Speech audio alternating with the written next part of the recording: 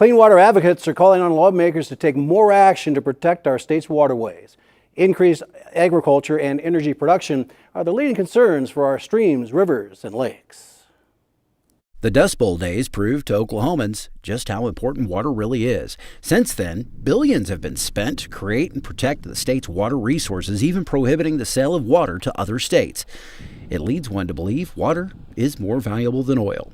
But if you go into a convenience store today and fill up your car with gasoline and go inside the convenience store and buy a bottle of water, you're paying more per gallon for that bottle of water than you're paying for the gasoline that goes into the gas tank of your car. Former Oklahoma Attorney General Drew Edmondson has fought past battles over water issues like the poultry farm waste finding its way into scenic rivers like the Illinois and eastern Oklahoma. He feels we are now neglecting our duties to be good stewards of water.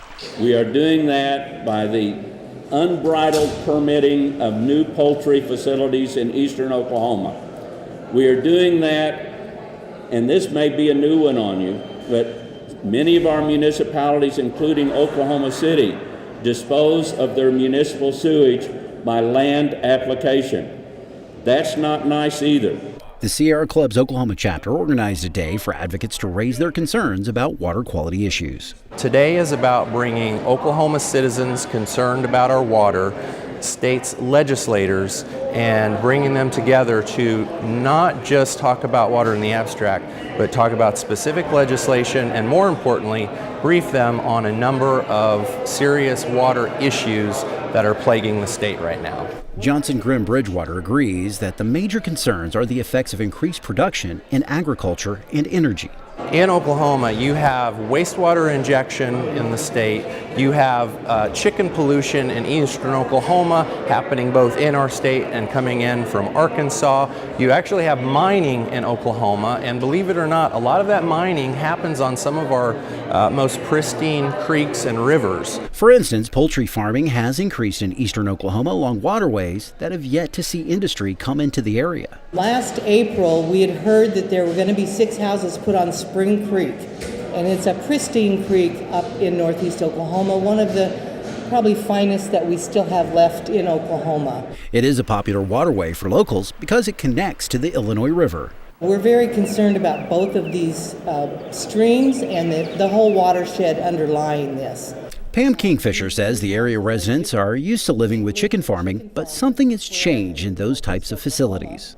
They'll come and go, they'll operate for 10, 12 years, and then they'll change hands. And they were our neighbors. They were just farmers, work in smaller barns. But in the last few years, these are mega barns. They're now 60 by 600 feet. They'll hold up to 300,000 chickens at a time. It was the watchful eye of neighbors and tribal members who brought violations to the attention of regulators. Within 2 weeks of beginning to build, the operators decided to move. So they shut it down and said, okay, we don't want to upset our neighbors. We never talked to these people. We did not go after them. We just went after the violations that were going on and all of our concerns. So at the end of that 13 days, they said, we're done. You can buy the farm. We're out of here. It's well known that oil and gas operations use water for hydraulic fracturing, commonly called fracking. It also produces millions of gallons of produced wastewater that comes up with the oil and gas. So we now have our water, the sacred water, being taken from this portion of the Mother Earth. And what are we getting in exchange? We're getting fracked water from Arkansas. We're getting fracked water from Colorado. We're getting fracked water from Texas. While Casey Camp Hornick is concerned about the water quality issues, she doesn't want to see the oil and gas companies go away either. We must look towards just transitions. We don't want our oil and gas companies to go belly up. Those are us too. However, pollution is affecting her community. I live by Phillips 66 in Ponca City, and my people are experiencing environmental genocide. Genocide caused by man-human choices. Genocide as a result of the water being poisoned and there being 5 fish kills in 2 years directly related to the fracking materials that are going in upstream. The advocates hope lawmakers will do more to protect Oklahoma's water while still allowing industry to provide jobs and positive impacts to the economy.